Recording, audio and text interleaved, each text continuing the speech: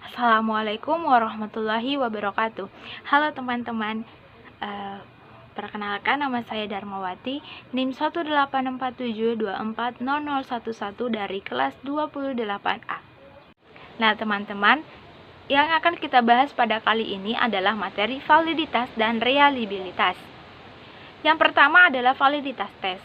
Pada dasarnya, istilah validitas itu berasal dari kata validity yang artinya kesahihan, yang merujuk pada ketepatan instrumen mengukur aspek-aspek materi ajar atau mengukur aspek-aspek yang seharusnya diukur. Ditinjau dari segi penganalisisan hasil belajar dapat dilakukan dengan dua cara. Yang pertama adalah menggunakan logical validity atau validitas rasional, dan yang kedua adalah penganalisan yang diukur berdasarkan kenyataan empiris, empirical validity atau validitas eksternal. Validitas rasional adalah validitas yang diperoleh atas dasar pemikiran yang logis. Validitas rasional biasa juga disebut dengan validitas internal. Untuk menentukan apakah instrumen yang digunakan salah satu dari segi rasio, ditinjau dari segi isinya dan dari segi konstruksinya. Yang kedua adalah fasilitas empirik. Fasilitas empirik adalah ketepatan mengukur yang didasarkan pada hasil analisis yang bersifat empirik yang bersumber dari hasil pengamatan di lapangan. Nah, sehingga validitas empirik ini biasa disebut juga validitas eksternal atau fasilitas lapangan. Nah, untuk mengetahui apakah instrumen asesmen hasil belajar memiliki empirik, dapat dilihat dari dua aspek, yaitu ketepatan instrumen memprediksi dan keakuratannya sebagai pembanding pada kriteria tertentu atau concurrent validity. Nah, teman-teman, di dalam validitas ada yang disebut validitas butir instrumen.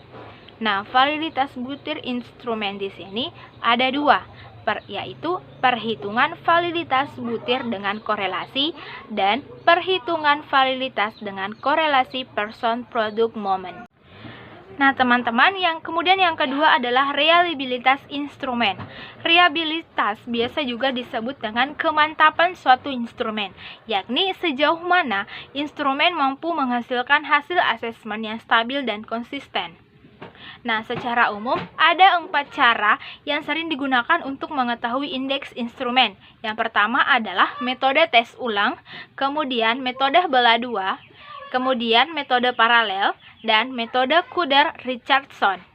Yang pertama adalah metode tes ulang.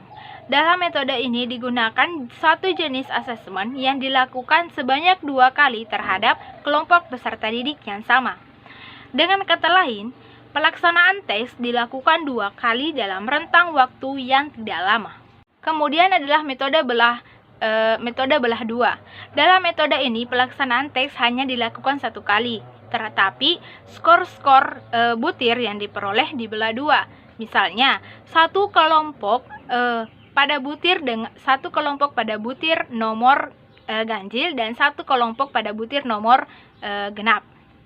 Kemudian adalah metode bentuk paralel. Nah, pengujian dengan metode ini menggunakan 2 perangkat tes yang disusun dari ruang lingkup materi yang sama. Bentuk tes mungkin agak berbeda, tetapi mengungkap tujuan pembelajaran yang sama. Kemudian yang terakhir adalah metode Kuder-Richardson. Nah, tes retest bisa bias karena tes yang dilakukan merupakan pengulangan untuk tes yang sama. Nah, teman-teman, itulah tadi penjelasan singkat mengenai validitas dan reliabilitas pada instrumen.